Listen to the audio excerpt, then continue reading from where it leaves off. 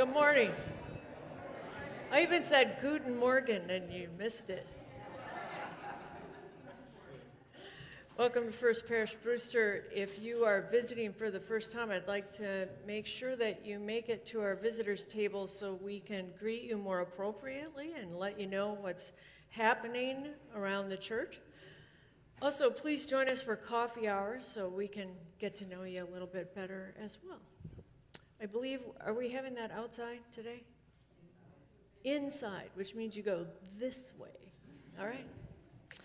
I only have a few announcements. One is that Snow UU, which is the Summer's Not Over Unitarian Universalist Children's Camp, begins tomorrow. And there are 40 children who will be found in every nook and cranny of this campus for the next 2 weeks. As it is written in front of me, it is going to be epic. Thanks to many of you who are involved in making this program so special. On both Thursdays, there will be what is known now as the famed Car Wash for Good. And we need a few more cars to come through. So, where is Laura Gill? Okay, well, can you stand up in her stead? Okay, so find either Marie or Laura Gill, all right? And they will help direct you to where you can bring your car to have it washed. There's Laura Gill. All right, the only other announcement I have is, as I said in June, and I've sent a few things out a couple of times, instead of doing a water communion, which is normally what we do during an in-gathering service, I gave you all a spiritual assignment this year. Yes? It's on the back of your order of service. In case you haven't done it, please find a string that connects you to renewal and to life again. And then bring it with you to in-gathering service, which is September 8th. All right? Depends on whether I like it or not. No, you'll get it back, of course.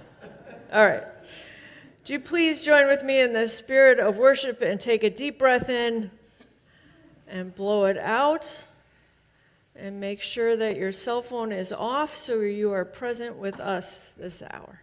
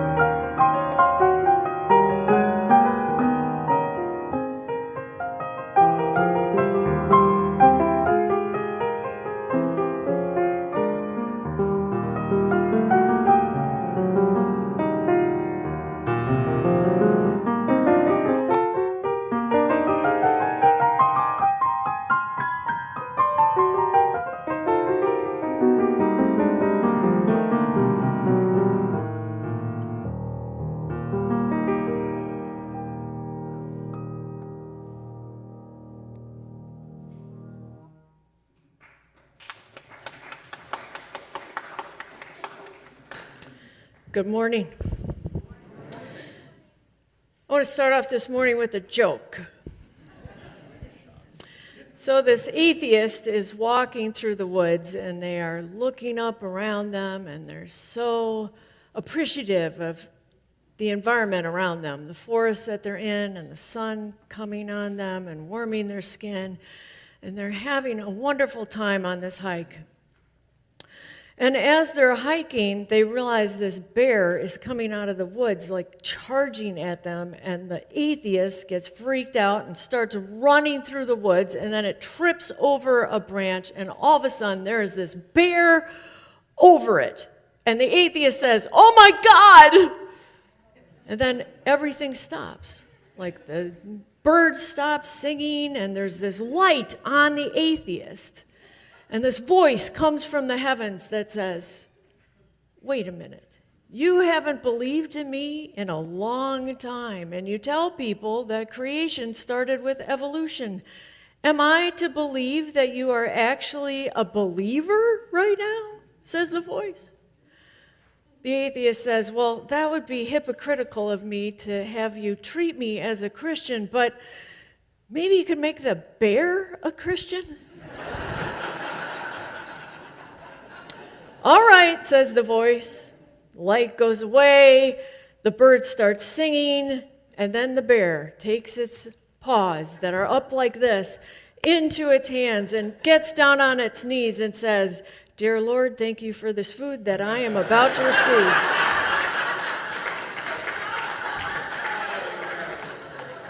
Okay, so why do I tell you that joke?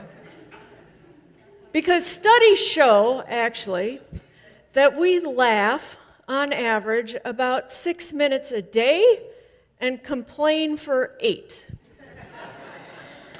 And I think we need a place to be reminded that laughter is more important than complaining, and that's one of the reasons I come to church. And I think you do too, right? To remind ourselves what's important in life. And I'm always reminded of this saying that Emerson said, who was, by the way, Unitarian Universalist or Unitarian minister. And he said, "That which commutes our imagination and thoughts determines our life and character. Therefore, be careful what it is that you worship, for what you worship is what you become." I think that's a pretty good charge for life, right? So let us be reminded that laughter takes place here and everywhere we go. Welcome to our celebration of life, the place that ignites our laughter and joy often. Yes! Okay, before we sing our first hymn, would you please rise and greet your neighbor this morning?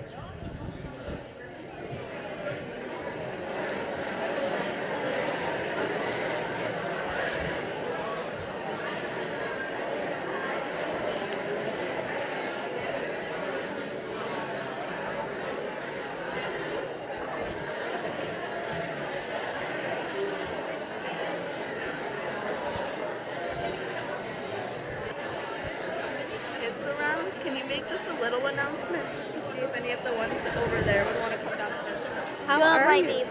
Hello. Yes. We can do it after the first time or whenever. Yeah, let me do that. Thank you.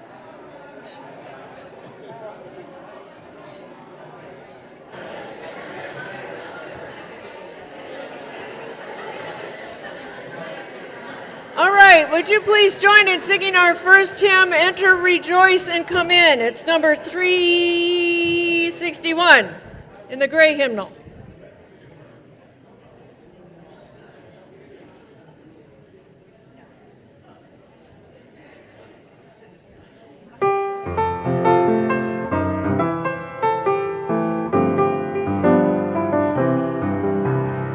Enter, rejoice.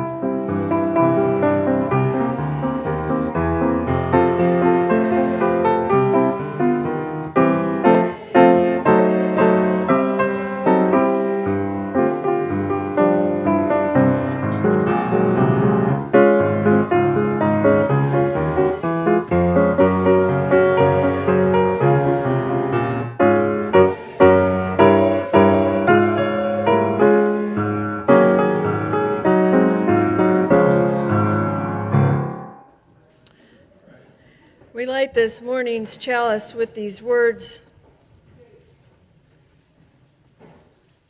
Spirit and life and love, let us be present of all that we offer one another in celebration of the life that we share together.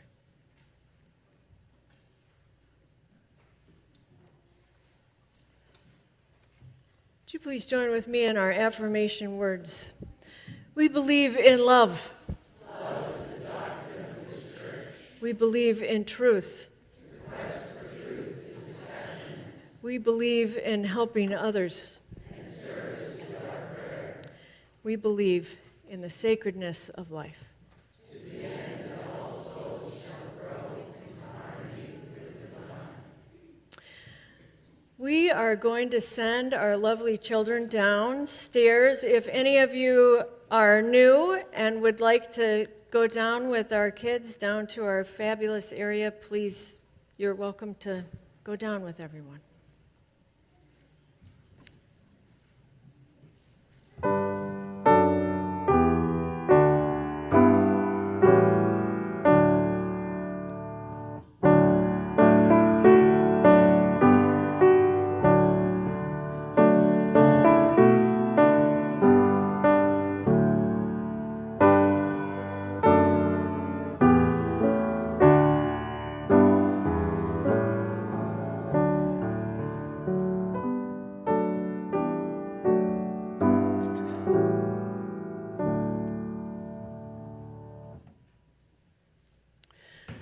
It's a time in our service where we offer our heartfelt gratitude to organizations in our community and beyond that share similar values to our own. This morning's offering is a split plate with the Unitarian Universalist Service Committee, which is a nonprofit organization advancing human rights and social justice around the world, besides the room, through grassroots collaboration. It works is grounded in the belief in the inherent power and dignity of all people, centered in the voices of those most affected by injustice and supported by the sale of fair trade products in our congregation.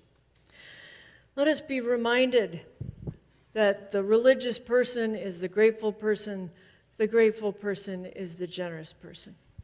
We'll now take the offering mindfully and gratefully.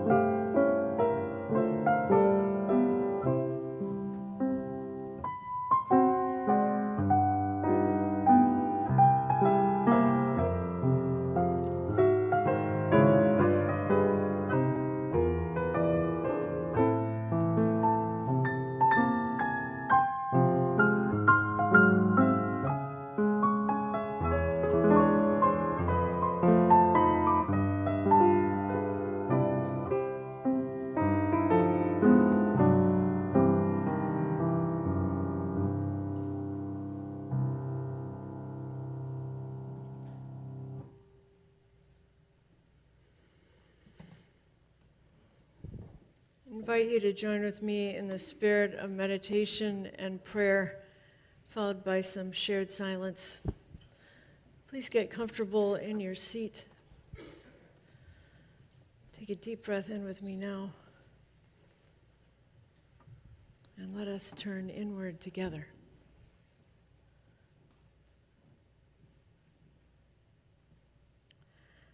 I share with you these words by E.E. Cummings.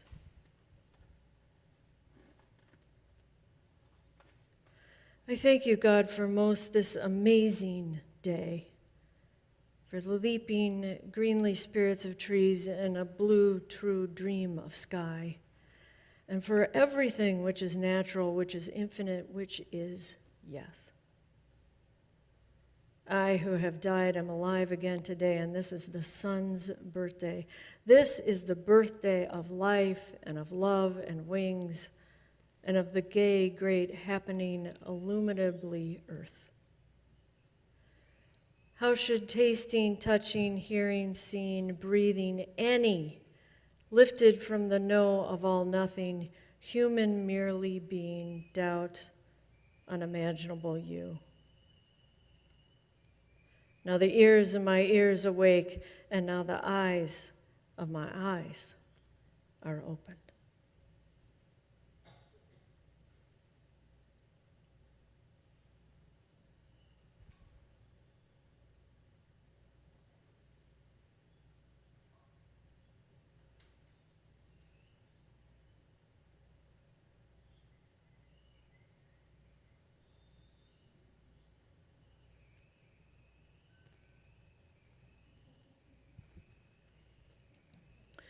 May the relative silence we have shared continue to hold and heal us all.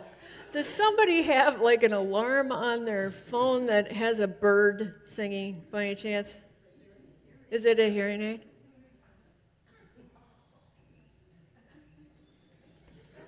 We are joined by a beautiful bird then today. Let us sing together, Spirit of Life.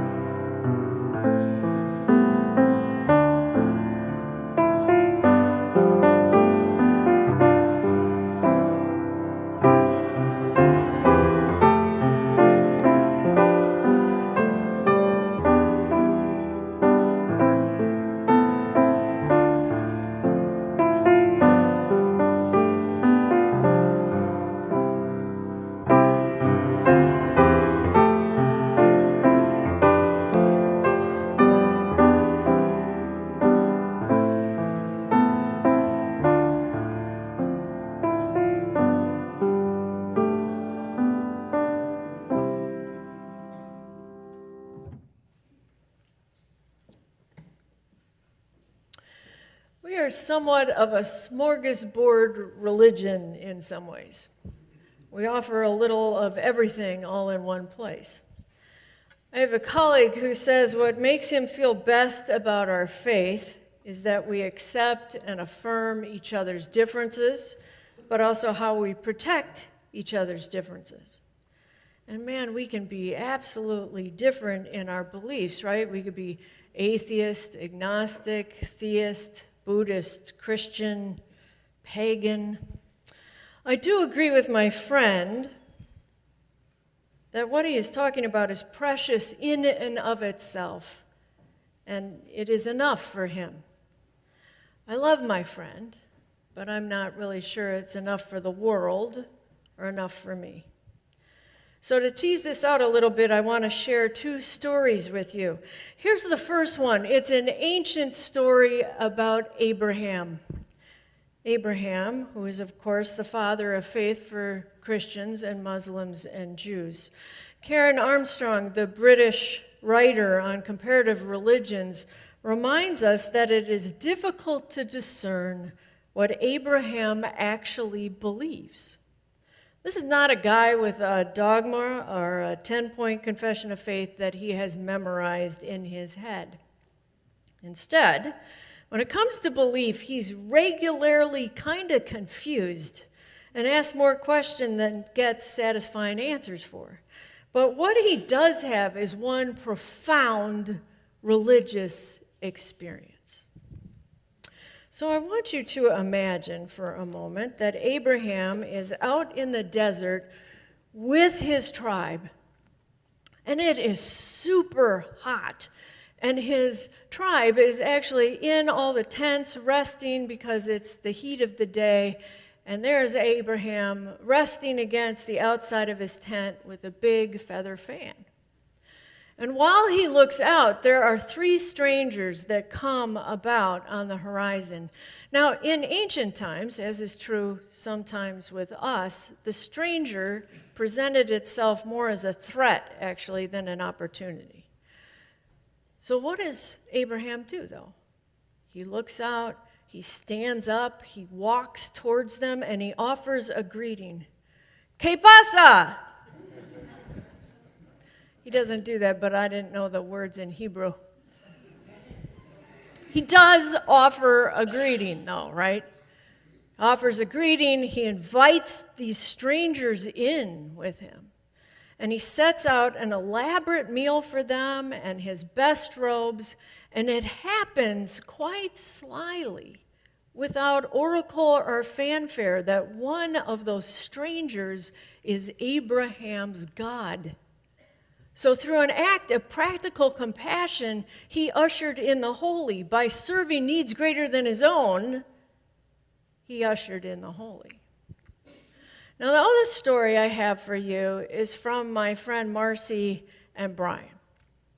We lived in New York City together, and they told me this story of going out to have dinner one evening, and they went to go get Chinese food, and they were sitting in the front window, you know, with those windows that go from floor to ceiling, and there's a sidewalk in front of them, right? So they're sitting down, facing each other. They're having a plate of lo mein noodles. And while they're eating together, this wiry, kind of like anxious woman comes up, grabs the plate and says, "Sorry," and takes the plate away and leaves. She does not go to the kitchen. She goes out onto the sidewalk with the plate of noodles that are in her hand, and she's shoving these noodles into her mouth. Now, the proprietor of the restaurant realizes what happens. He goes out, starts yelling at her in Chinese, and they get into a big argument, and he holds onto the plate because he wants his plate back, and they're going back and forth, and the noodles are sliding back and forth and back and forth, and all of a sudden he takes the plate, holds it up like it's a big trophy in the air, and the noodles are lying on the ground pathetically in front of this woman. She walks away. The proprietor comes back. He offers my friends a brand new plate of lo mein noodles, which they get and are served, but they had already eaten half of what it was that they got anyway, so they kind of eat a little bit, and then they ask to have it wrapped up, right? So they go away now to the movies with this wrapped up piece of lo mein. And they're walking for a couple blocks, and then they spot the lo mein thief. And there she is, kind of yelling at people around her. She's agitated and upset. And Marcy starts walking towards her, and Brian says, "Can we just let this person be?" And Marcy says, "No." And she walks up to the woman holding the lo mein noodles, and she says, "We haven't been formally introduced, but a little while ago you were interested in my noodles. Are you still hungry?" And the woman looks at her. She stares Marcy straight in the face. She bows a little bit, takes the noodles, and says, "Thank you."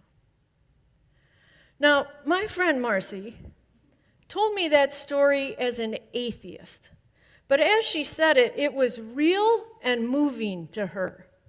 She said something happened in that exchange. She did not use traditional theological language, though. Yet, like Abraham, she was clear that her act of practical compassion had led to a holy encounter. Two different stories, two very different ideologies. One of Abraham, the theist, one of Marcy, the atheist. As belief systems, they're incompatible. As experiences, virtually the same. And here's where we, as Unitarian Universalists, are in very familiar territory. Because from where I stand, actually, this sums up actually the dominant pattern of our theological debates within our congregations in the last 20 and 30 years, especially as it's played out in our congregations. For years, we've begun discussions that posit two very different belief systems against each other, usually very much akin to that of Abraham and Marcy. And while today there are many belief systems living together within our faith tradition, the atheist versus theist for most of our recent history has been the two that get paired off against each other. But as theists and atheists have pushed each other and kind of fought with each other and belittled each other and then hung in with each other and then listened harder and listened more lovingly to each other, we've eventually actually gotten around to talking about the common experience that is connecting their different faith stances. We've, in a sense, come around to what you say in the Midwest, like you say potato, I say potato, but really we're eating and loving the same vegetable, okay? I think, actually, we've kind of really grown up and are clear that the question of belief is not which belief is right and which belief is wrong, but does your belief lead you to the right experience, to the experience of practical compassion and connection? I like to actually provocatively say to newcomers that Unitarian Universalist doesn't really care whether you're an atheist, a theist, a Christian, a Buddhist, a Barnes & Nobleite. We don't really care. We do care whether or not your beliefs as an atheist or a Buddhist or a Christian or a theist help you connect and repair a connection to your deepest voice, to life's gifts. Do they help you passionately care about, serving needs greater than your own? In other words, do your beliefs help you connect to yourself and others in life?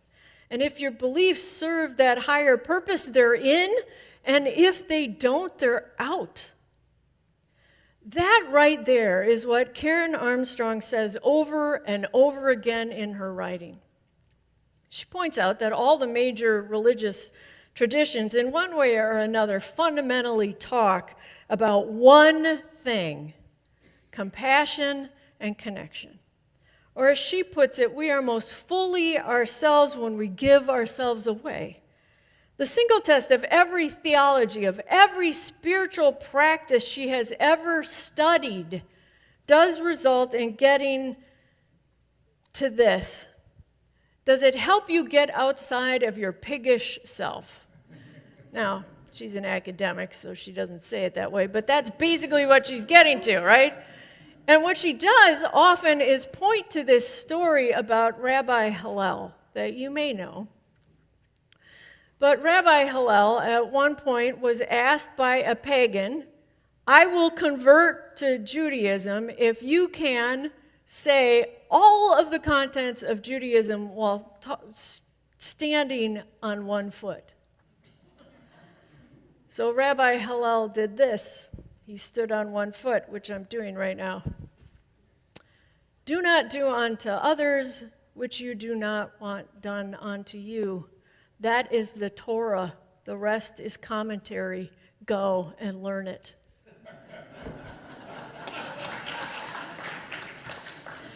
Now, I want you to notice something here. And this is where we get to kind of the meat of the sermon today. Whenever Armstrong tells that story, if you've read any of her work, she goes out of her way to stress, by the way, that God was not mentioned, nor was Mount Sinai, the law of the Holy Land, or other values inseparable from mainstream Judaism. She emphasizes that Hillel summed up the allegiance of Judaism as being devoted to that experience of compassion and connection. She often goes on and does the same analysis for other religious traditions. Now, when she does this, what I hear her doing is not just affirming the worth of many beliefs and many traditions, but actually boldly proclaiming that those diverse traditions and beliefs are accountable to a higher standard. She is declaring and calling every religion to a higher authority, the higher authority of that experience of compassion and connection. She is not talking, by the way, about common ground or celebrating diversity. She is kind of drawing a line in the sand, actually, between good religion and bad religion. Between religion that has the power to heal and hold the world and religion that has the power to destroy it. That's what I hear so clearly from her. But friends, and here's the thing, not so clearly from us. In other words, I see our journey of discovery over the last 20 years actually almost mirroring that journey of discovery that Karen Armstrong has been on. But she took that discovery and she declared its religion's core purpose and reason for being, while we just barely got there. We took that experience of connection and compassion and used it to see how theists and humanists were on the same page, almost to heal our own internal struggle, if you will. But then we somehow never went on to claim it as our UU common purpose and core of who we are.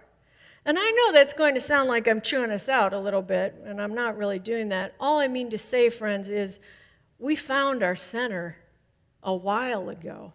It just took us a really long time to articulate it. Here's the thing. I know you're going, what the heck are you talking about? Because last week, what did I do? I told you about General Assembly, right? And at General Assembly, they passed now what is at the center of our faith, our 6 values, but at the very, very center is liberating love.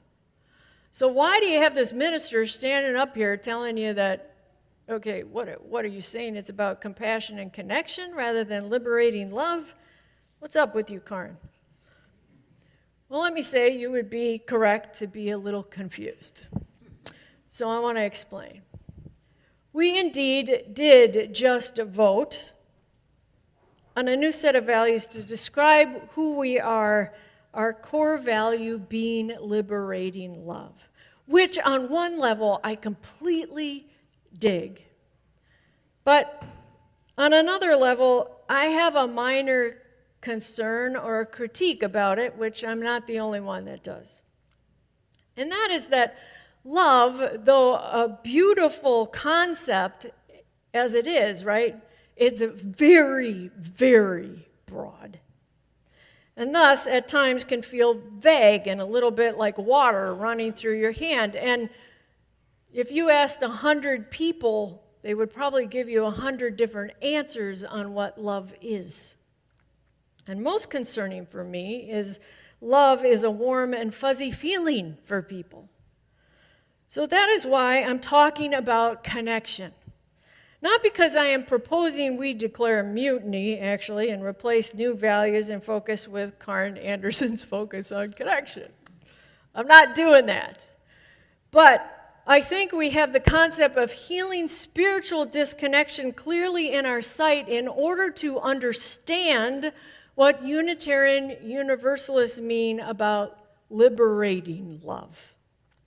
Or to put it another way, by talking today about healing spiritual disconnection, I am actually talking about liberating love. Not just warm and fuzzy feelings, but the kind of love we are referring to when the disconnection between us and our most deepest self is healed. The kind of connection And love, we are referring to when our disconnection with each other is repaired and healed. And the kind of love we feel when the disconnection between the needs of the world and our actions and heart is healed. See, if this experience of spiritual connection and compassion is the best way to define the core purpose of our faith as a means to tease out what liberating love really means, if this is where we are at and captures what we are about, friends, I can guarantee you there is a huge hurting world out there in need of us. Let's be honest, there are so many things that disconnect us, that keep liberating love at bay. Materialism, classism, consumerism, a selfish, kind of status-obsessed, indifferent, violent, economically unstable culture that needs us and our message actually front and center.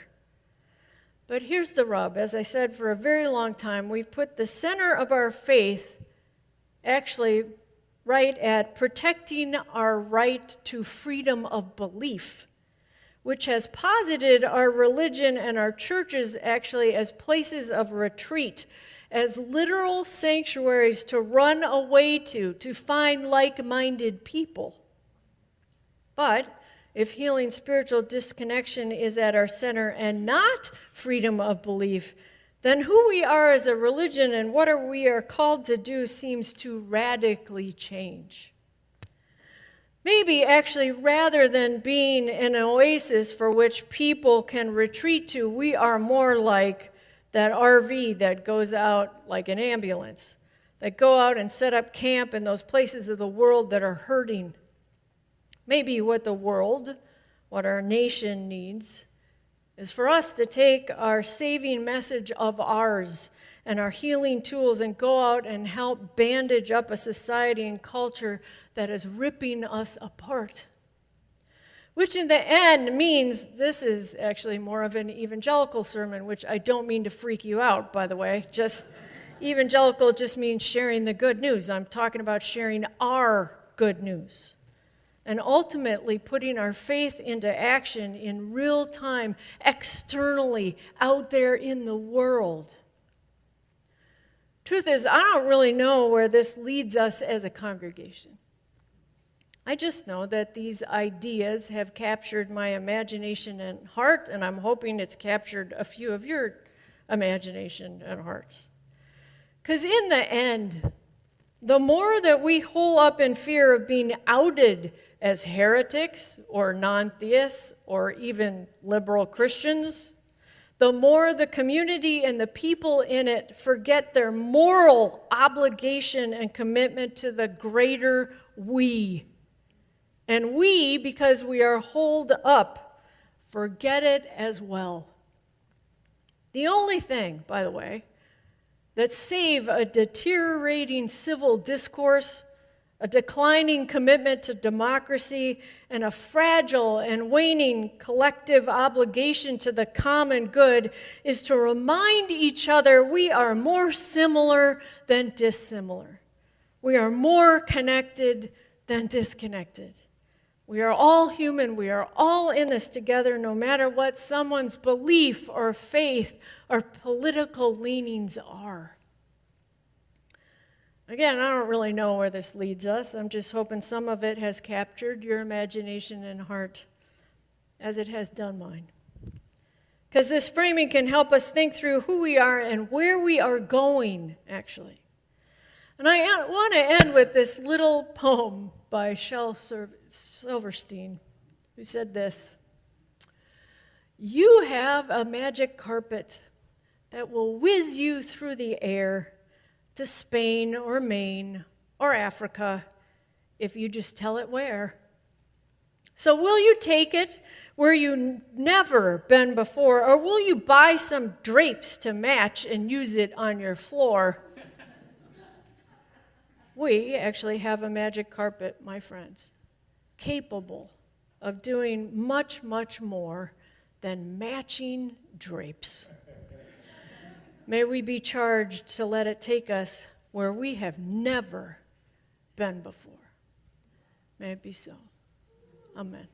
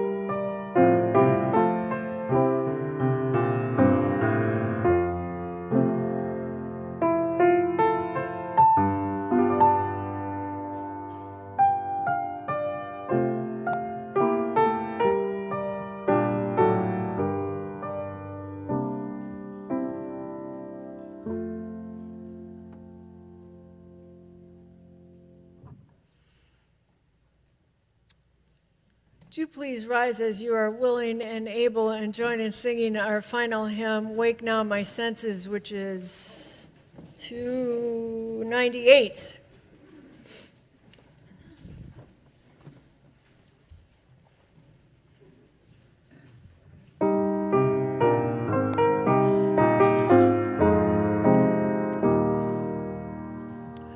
Wake now my senses and hear the earth call.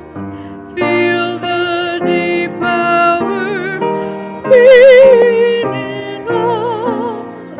Keep with all creation your vow. Giving, receiving as love shows us how.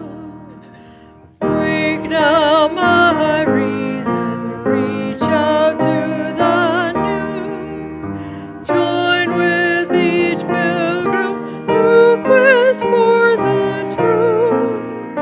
Honor the beauty and wisdom of time. Suffer the limit and praise the sublime.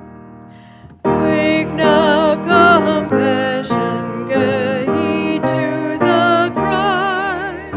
Voices of suffering fill the wide sky.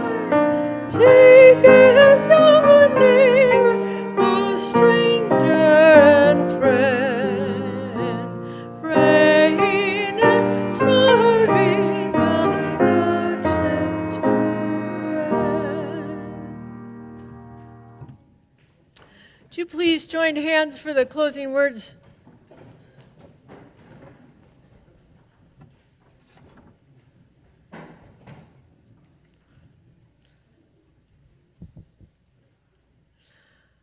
Whatever we can do or dream we can do, let us begin it. Boldness has genius and power and magic in it. May we ever be bold in our living and in our loving. Amen.